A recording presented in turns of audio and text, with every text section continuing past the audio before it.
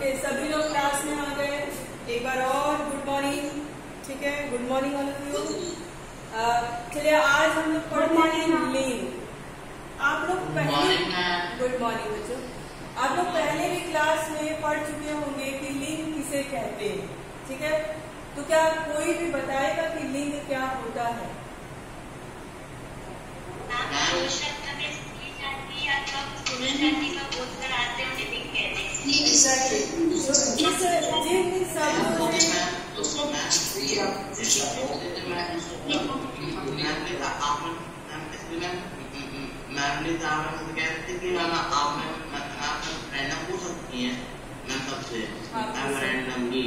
पूछ सकते रैंडमली पूछ सकते, लेकिन एक बार मैं उसको समझा दूँ आपको। ठीक है, एक बार मैं आपको समझा दूँ, उसके बाद रैंडमली हम पूछेंगे। ठीक है, पहले अब आप लोग मेरी बात सुनेंगे, उसके बाद हम लोग आगे की बात करेंगे। क्लियर है? ठीक है, तो देखिए अब हम लोग जानेंगे कि लिंग की परिभाषा क्या होती है, लिंग कहते किसे हैं। तो लिंग वे सभी शब्द जो संज्ञा या सर्वनाम की व्यक्तिवाचक जाति को सूचित करते हैं। ठीक है, व्यक्तिवाचक जाति यानी किसी व्यक्ति के विषय में जब बात करते हैं तो उसकी जाति को सूचित करते हैं, यानी उसकी जाति के बारे में बताते हैं, उन्हें लिंग कहा जाता है। लिंग की उत्पत्ति संस्कृत से मानी जाती है, जहाँ इसका अर्थ होता है निशाना, शब्दों का लिंग निर्धारण करना, व्याकरण को निर्देशित करने के लिए आवश्यक। अब जैसे मान लीजिए, अर्थात यदि आपको पता होगा कि गाड़ी स्त्रीलिंग है, तभी आप उसे गाड़ी चल रही है कहते हैं।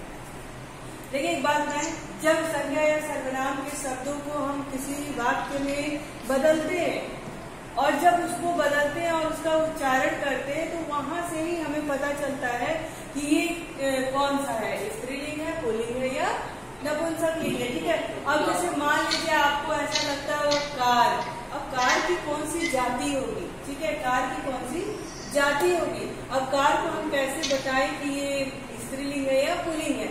तो अब हम क्या करेंगे, यहाँ पे कहेंगे कि कार चलती है। आप कभी तो ये नहीं बोलते हो ना कि कार चलता है, ऐसा नहीं बोलते हैं। हम क्या बोलते हैं?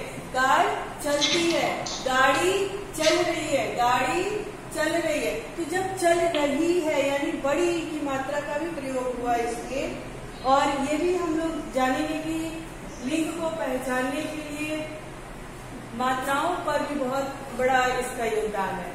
बड़े की मात्रा अधिकांशतः उन शब्दों में बड़े की मात्रा जहाँ पर लगती है, दीर्घ की मात्रा जहाँ पे लगती है, वहां पर क्या होता है? स्त्रीलिंग होता है। और छोटे की मात्रा जहाँ पर लगती है वहां पे पुल्लिंग होता है। वो हम आगे अभी चर्चा करेंगे। यहाँ पे साधारणतः हमने देखा कि यदि आपको पता होगा कि गाड़ी स्त्रीलिंग है, तभी आप उसे गाड़ी चल रही कह पाएंगे, यानी कि रही का प्रयोग आप केवल स्त्रीलिंग नहीं कर सकते। इस कारण शब्दों का लिंग निर्धारण करना काफी जरूरी है। अब देखिए, ये तो हो गया लिंग की बात। अब हम लोग देखते हैं कि लिंग के भेद कितने होते हैं। सभी को पता है कि लिंग के भेद कितने होते हैं? पता है? हाँ, लिंग के मूलतः कितने भेद होते हैं? 3 प्रकार के होते हैं। लिंग मूलतः जो है वो 3 प्रकार के होते हैं। हाँ, 3 प्रकार के होते हैं। Please don't interrupt, please don't interrupt. पहले आप मेरी बात सुनेंगे, जब आपसे क्वेश्चन किया जाएगा तो आप पूछेंगे।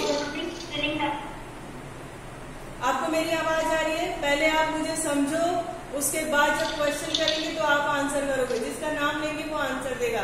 बीच में आप बोलोगे तो आप कुछ नहीं पढ़ पाओगे। तो पहले मैं जो बता रही हूँ उसको आप सुनिए, उसके बाद बीच में बोलिए। आई बात समझ में? चलिए, तो लिंग क्या है? 3 भेद होते हैं, स्त्रीलिंग, पुल्लिंग और नपुंसकलिंग। अब पुल्लिंग क्या है? इस प्रकार के लिंग का प्रयोग पुरुषवाचक संज्ञा या सर्वनाम को सूचित करने के लिए किया जाता है। पुरुषवाचक यानी जहाँ पे मेल पर्सन की बात हो, यानी लड़के की बात हो, जहाँ पे लगे कि ये पुरुषवाचक शब्द है, वहां पर क्या होता है? पुल्लिंग का इस्तेमाल किया जाता है। उदाहरण के तौर पर बंदर, दादाजी, शेर, शहर, शिव, विष्णु, सेठ, कंप्यूटर, कानपुर, चम्मच इत्यादि। पहाड़ों के नाम, आपका ये जो ग्रह है 8 ग्रह 9 ग्रह जो भी आपका है, ये सब क्या है, ये सब पुल्लिंग है। क्यों? क्योंकि जब हम कहते हैं कि बंदर आया है, बंदर कूद रहा है, कभी तो आज तक हमने नहीं कहा ना कि बंदर कूद रही है। कब कहते हैं? जब बंदर को बंदरिया बना देते हैं तब जाके वहां पे कहते हैं कि बंदरिया कूद रही है। अब यहाँ पे हमें पता चल गया बंदर कूद रहा है, बंदरिया कूद रही है, यानी कि बंदर क्या है, हमारा पुल्लिंग है। दादाजी आ रहे हैं, दादाजी से ही हमें पता है कि किसी पुरुषवाचक संज्ञा की बात हो रही है, पुरुषवाचक सर्वनाम की बात हो रही है। तो इसका मतलब कि दादाजी क्या है, पुरुषवाचक है, अर्थात पुल्लिंग है। शेर, हम शेर को क्या कहते हैं, शेर जंगल का राजा है, रानी तो कभी नहीं कहते। जब राजा हमने कह दिया तो हमें ये पता चल गया कि ये पुरुषवाचक संज्ञा है, इसका मतलब कि ये क्या है, पुल्लिंग है। शिव, विष्णु, ये सब क्या है, ये पुल्लिंग है। सेठ, ये क्या है, पुल्लिंग है। कंप्यूटर, कंप्यूटर चलती है, ऐसा तो नहीं बोल रहे हैं, हम कंप्यूटर चला रहे हैं, कंप्यूटर चलता है, कंप्यूटर पे काम करते हैं, है ना। तो ये सारी चीजें क्या है, ये पुल्लिंग को बात करती है। कानपुर, कानपुर शहर का नाम है, और कानपुर का मतलब सिर्फ कानपुर इसमें पुरुषवाचक नहीं है। कानपुर यानी जो भी शहर होते हैं वो पुरुषवाचक संज्ञा में आते हैं, पुरुषवाचक सर्वनाम में आते हैं, इसलिए उनको क्या है, वो पुल्लिंग लिंग है। चम्मच, ये क्या है, पुल्लिंग है। अब चलिए पुल्लिंग से जुड़े हुए कुछ नियम की बात कर लेते हैं। ये तो अभी हमने बात की कि ये सारी चीजें जो है ये पुल्लिंग है क्योंकि पुरुषवाचक संज्ञा या सर्वनाम में है, ठीक है। तो ये हमारा क्या हो गया, पुल्लिंग हो गया। अब देखते हैं कि पुल्लिंग के नियम क्या है। कुछ नियम भी ऐसे होते हैं, कुछ चीजें ऐसी होती हैं जहाँ पे हमेशा, चाहे जिस तरह से भी उसका प्रोनाउंसिएशन हो, जिस तरह से उसका उच्चारण हो, परंतु वो शब्द कौन से कहलाएंगे, पुल्लिंग के ही शब्द कहलाएंगे। अब देखिए क्या क्या, पहला नियम है कि पुल्लिंग से जुड़े कुछ शब्दों की पहचान करने के लिए उनके पीछे लगे अ, त्व, आ, आओ, पा प्रत्यय, ये क्या है, उनके पीछे यानी शब्दों के लगे पीछे लगे ये प्रत्यय की बात कर रहा है।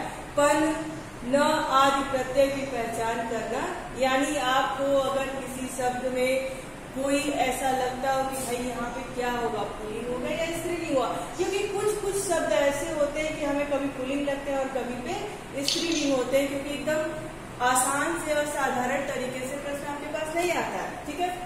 तो नियम ये कहता है कि जिन शब्दों के पीछे अ,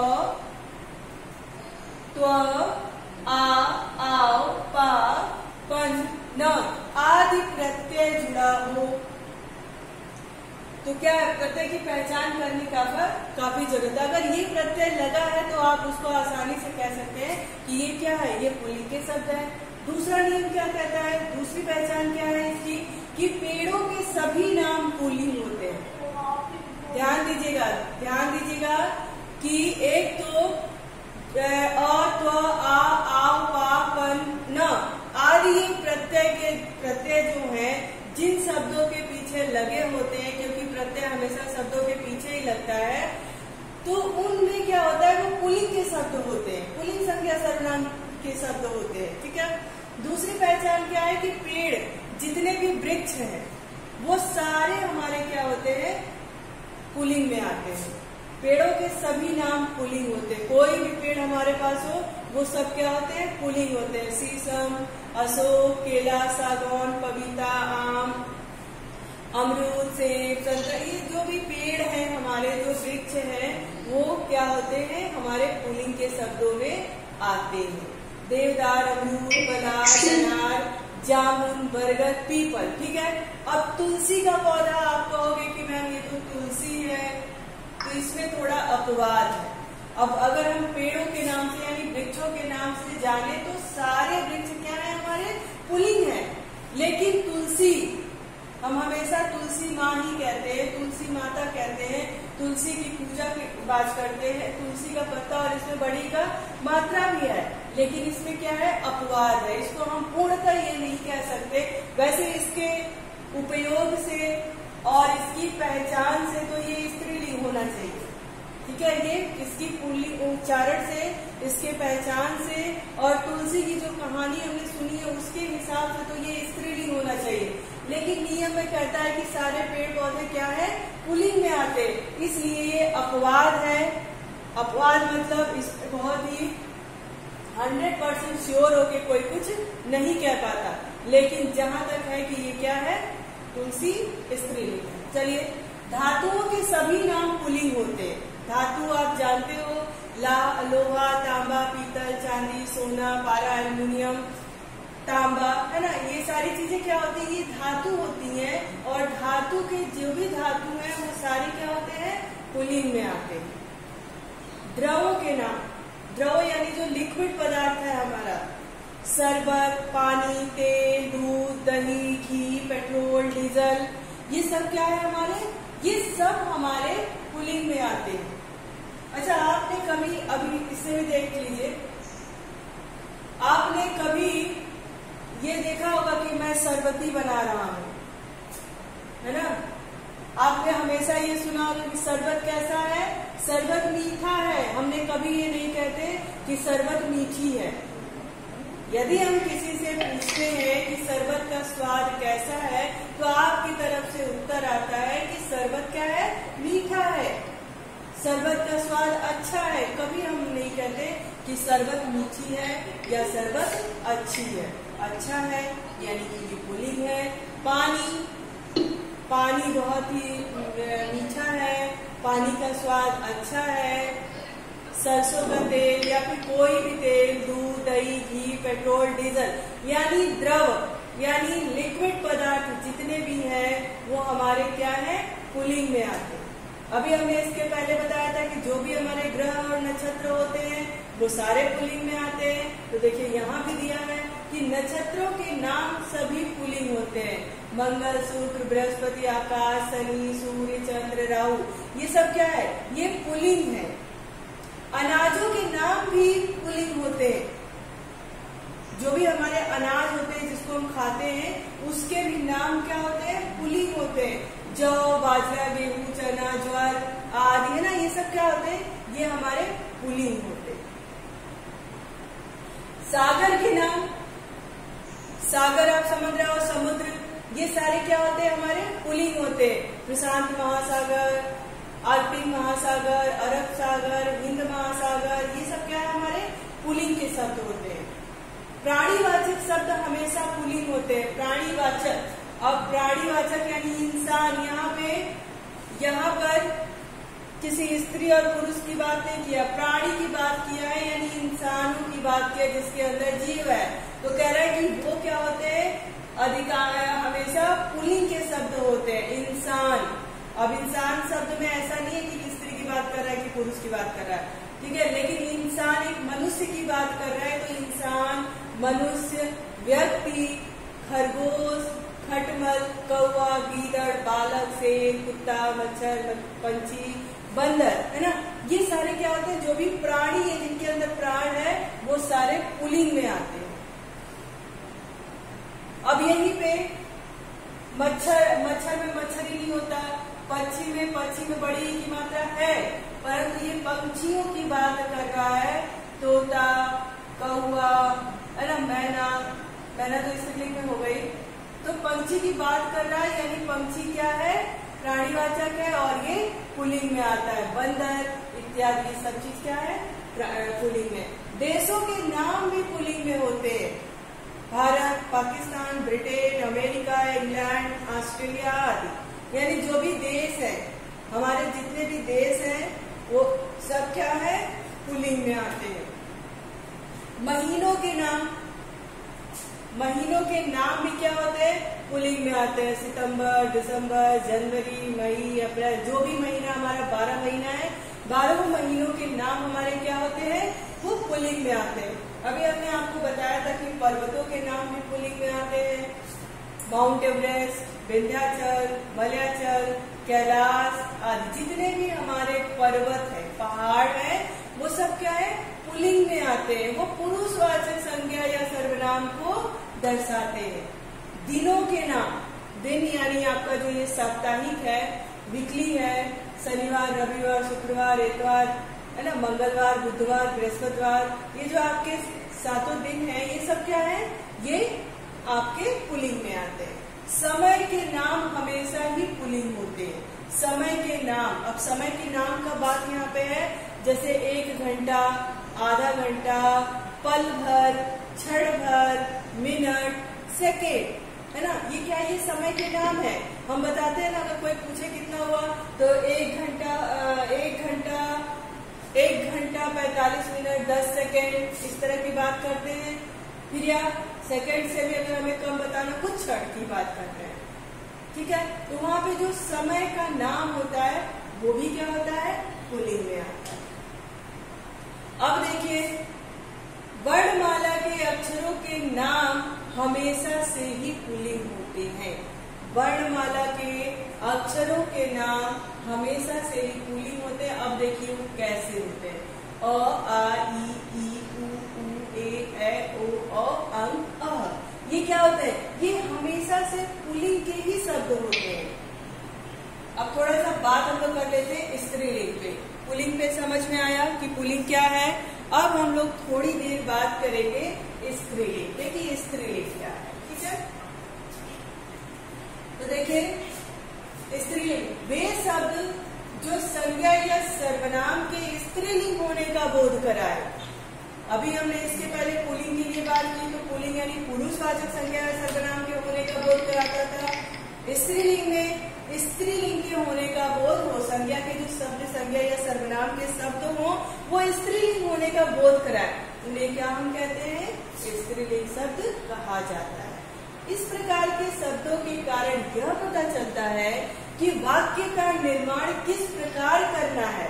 ट्रेन चली गई, ठीक है, ट्रेन चली गई, ट्रेन चला गया ऐसा नहीं, हम क्या बोलते हैं, ट्रेन चली गई। अर्थात यदि आप जानते हो कि ट्रेन स्त्रीलिंग है, तभी आप ये कहेंगे कि ट्रेन, इनका कहने का मतलब है कि यदि आप ये चीज जानते हैं कि ट्रेन स्त्रीलिंग है ना, कार स्त्रीलिंग है, तब हम जाकर के वहां पे क्या कहेंगे, ट्रेन चली गई। कभी ये नहीं कहेंगे कि ट्रेन चला गया, क्या कहेंगे, ट्रेन चली गई। अब स्त्रीलिंग के शब्दों के उदाहरण देखिए, शेरनी, अभी हमने शेर की बात की थी, शेर पुल्लिंग है, शेरनी क्या है, स्त्रीलिंग है। और जितनी भी नदियां हैं, समुद्रों की बात हमने की थी कि जो भी समुद्र है, हमारा सागर है, वो सारा पुल्लिंग है। परंतु जितनी नदियां हैं, जितने झील हैं, ये हमारा सब क्या है, स्त्रीलिंग में आता है। नील, नील आप जानते हो, कुत्ता हमारा पुल्लिंग है और कुतिया क्या है, स्त्रीलिंग है। किताब, ध्यान दीजिए यहाँ पे, किताब ही स्त्रीलिंग है। हमने किताब पढ़ ली, हमने किताब खरीद ली, है ना। सिगरेट, शराब, घोड़ी, कुमुदनी, मोरनी, कुसुम और पुष्प। कुसुम और पुष्प एक ही चीज है, कुमुदनी में एक फूल का है, मोरनी, ये सब क्या है, हमारा स्त्रीलिंग के शब्द हैं। इनके उच्चारण से ही पता चलता है कि स्त्रीलिंग क्या है।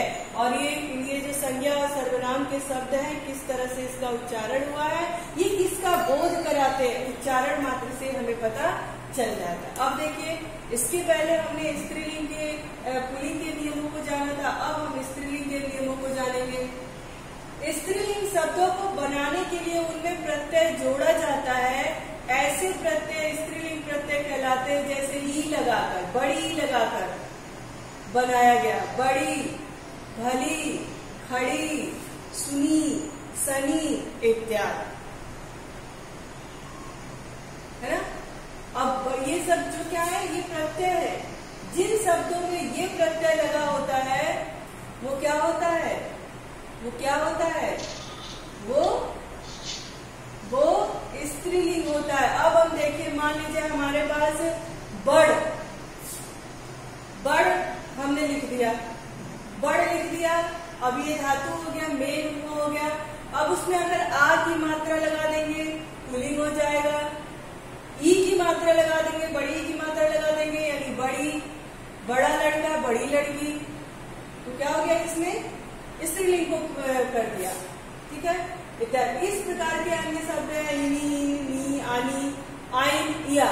तो इस तरह का प्रत्यय जिन शब्दों में संज्ञा या सर्वनाम के शब्दों में लगा हो वे क्या होते हैं? हमारे स्त्रीलिंग के शब्द होते हैं। स्त्रीलिंग शब्दों की पहचान करने के लिए उनके पीछे लगे हट, वट, ख, ट इत्यादि शब्दों का भी देखा जा सकता है।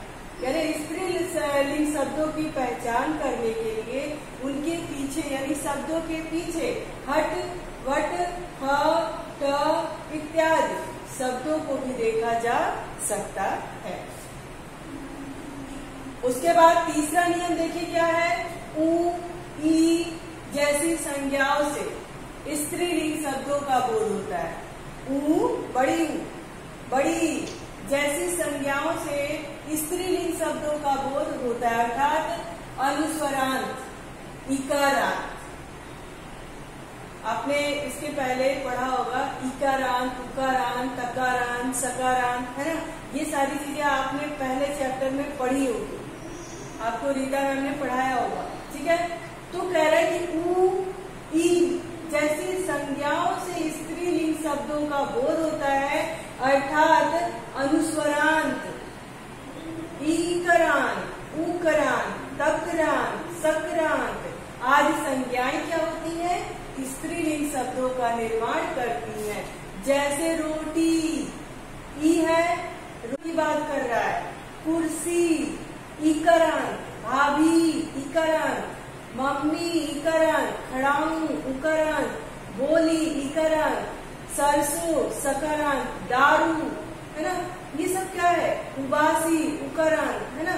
तो ये सारे जो शब्द हैं हमारे इकरांत, उकरांत, तकरांत, सकरांत आदि संज्ञाएं जो होती हैं हमारी, वो हमारी स्त्रीलिंग में आती है। अभी तक हमने वहां पे पढ़ा कि पेड़, ग्रह, नक्षत्र, सागर, पहाड़ ये जो होते हैं वो पुल्लिंग होते हैं। अब देखिए आहारों के नाम, हमने अनाजों के नाम पुल्लिंग बताए थे। अब आहार यानी जो हम उन अनाजों से बनाते हैं खाना, है ना, जो खाने जो ग्रहण करते हैं उसको आहार कहते हैं। तो कह रहा है कि अनाज जो था, जो साबुत अनाज था वो पुल्लिंग था। अब वो आहार जो खाने के लिए बन गया वो क्या हो गया? स्त्रीलिंग हो गया। जैसे पकौड़ी गेहूं के आटे से बनाते हो, तो गेहूं हमारा क्या है? पुल्लिंग क्या हो गई? स्त्रीलिंग हो गई। जब ये साबुत से अनाज में हो गए थे वो हमारे पुल्लिंग थे, पर उन्हीं का जब हमने दाल बना दिया तो ये क्या हो गया? स्त्रीलिंग हो गया। कचौड़ी, सब्जी ये सब क्या हो गया? ये स्त्रीलिंग में आ गया। और जाहिर सी बात है जब आप इसका उच्चारण भी करते हो तो पकौड़ा नहीं पकौड़ी कहते हो। रोटी सब्जी खा रहा है, रोटा सब्जा नहीं बोलते हैं, क्या बोलते हैं? रोटी सब्जी खा रहा है। तो उच्चारण मात्र से भी हमें पता चलता है कि ये स्त्रीलिंग के शब्द हैं। आपको हमेशा ध्यान रखना है कि अनाज जो होता है यानी जो साबुत अनाज है वो हमारा पुल्लिंग में आता है, और उन्हीं अनाजों से जब आहार बनता है यानी खाने योग्य जब हम उसको बनाते हैं तो वो हमारे क्या हो जाते हैं? स्त्रीलिंग के शब्द हो जाते हैं। पुस्तकों के नाम भी हमेशा स्त्रीलिंग में होते हैं। रामचरितमानस, रामायण, इसमें आप जब मिलाओगे तो आपको प्रत्यय वाले शब्द दिखेंगे। ठीक है, हाँ बोलिए। पुस्तक के नाम में तो गीता तो स्त्रीलिंग है। क्या है? गीता। हाँ, तो गीता स्त्रीलिंग है, तो स्त्रीलिंग की तो बात हम कर रहे हैं। कह रहे हैं पुस्तकों के नाम भी हमेशा स्त्रीलिंग में होते हैं। जैसे, ठीक है, अभी वहां पे हमने किताबों की बात की थी, अब हम यहाँ पे क्या कह रहे हैं? स्त्रीलिंग की बात कर रहे हैं। यानी किताब जो हमेशा क्या होते हैं? वो स्त्रीलिंग में आते हैं। तो उसमें कौन? रामचरितमानस, रामायण, बाइबल, गीतांजलि, किताब और गीता इत्यादि ये सब क्या है? स्त्रीलिंग में आते हैं। और नक्षत्र, जैसे कि उसमें हमने ग्रह और नक्षत्र की बात की थी कि वो पुल्लिंग में आते हैं, पर कुछ नक्षत्र ऐसे होते हैं जो स्त्रीलिंग में आते हैं। उनके नाम क्या है? मृगशिरा, अश्विनी नक्षत्र, भरणी नक्षत्र। यस, हाँ बोलिए। हाँ बर्तन बोलिए, बोलिए बच्चा। मैम अगर हमने गाय लिखा तो स्त्रीलिंग होना। हाँ बिल्कुल, गाय, गाय स्त्रीलिंग है, गाय स्त्रीलिंग है। जैसे मैम बर्तन होते हैं मैम, बर्तन जो होते हैं वो हमारे रोटी है तांबे के बने होते हैं, एल्युमिनियम के बने होते हैं, ये सारी चीजें क्या है वो पुलिंग में आता है।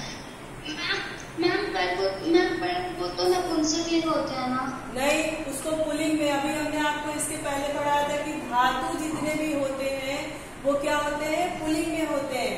तो बर्तन जिससे बनते हैं वो धातु होते हैं, एल्युमिनियम के होते हैं, तांबे के होते हैं, पीतल होते हैं, सोने के बर्तन होते हैं, चांदी के बर्तन होते हैं। ये क्या है, ये धातु है, और ये धातु है तो ये पुलिंग है। ठीक है, ये धातु है तो ये पुलिंग है।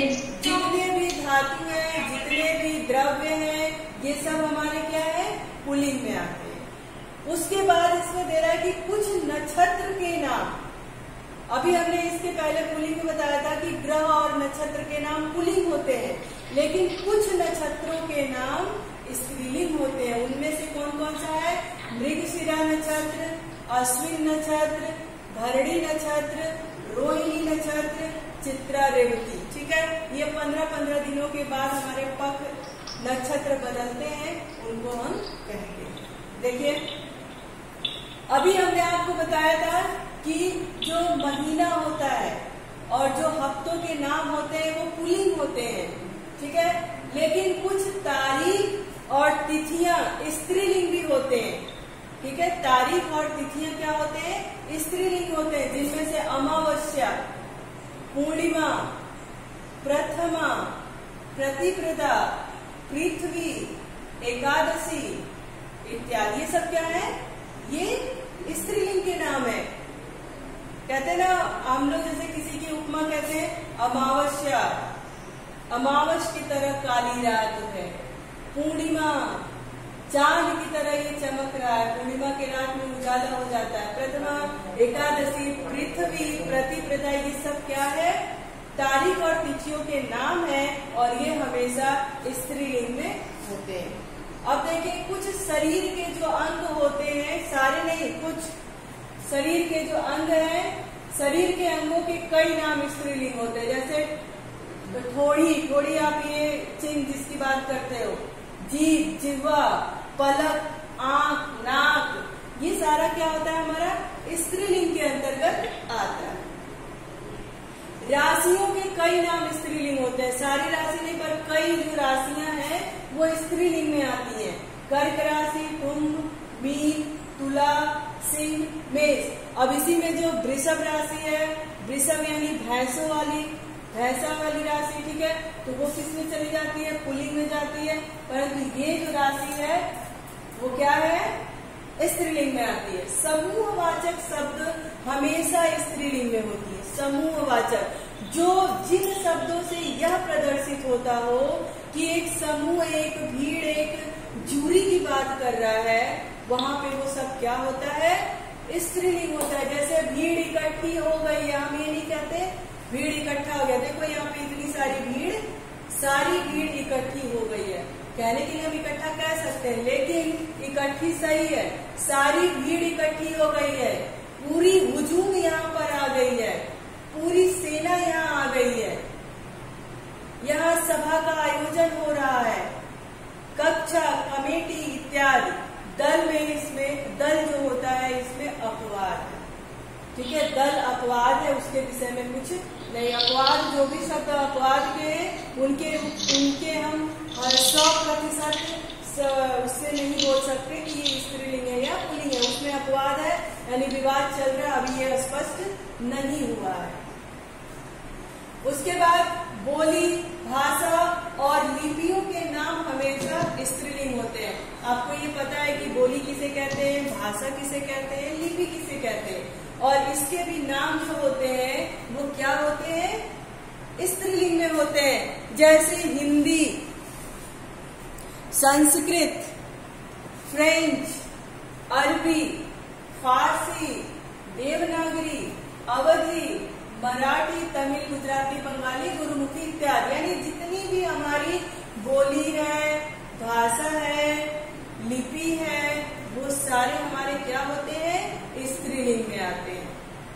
पुल्लिंग में हमने पढ़ा कि जितने भी सागर होते हैं, समुद्र होते हैं, वो पुल्लिंग में आते हैं, परंतु जितनी भी नदियां होती हैं, जितनी भी नदी हमारे देश में है, वो सारी क्या होती है, स्त्रीलिंग में आती है। गंगा, यमुना, गोमती, गोदावरी, सतलुज, झेलम, ब्रह्म, नर्मदा, कावेरी, कृष्णा, सरस्वती, तापी, अलकनंदा, सिंधु, नील इत्यादि सब क्या है, नदियों के नाम है, और नदियां हमेशा स्त्रीलिंग में आती है। हमने अनाजों के बारे में पढ़ा था कि पुल्लिंग होते हैं।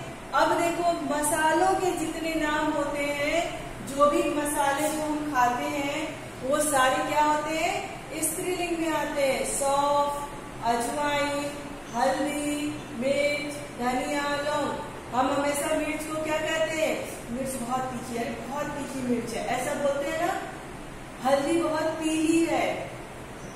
तो ये सारी चीज क्या है, हमारा सब स्त्रीलिंग में आते हैं। यानी कहने का कुल मतलब कि मसालों के जितने नाम होते हैं, वो सारे स्त्रीलिंग में आते हैं। बच्चों इसलिए मैं ये अलग अलग से बताया जा रहा है, ताकि आप इन चीजों को अलग कर लीजिए, अलग करके उसको लिख लीजिए, और हमेशा के लिए याद कर लीजिए कि ये अगर इन चीजों के नाम आएंगे तो हमें उसको कहाँ से कहाँ लिखना है।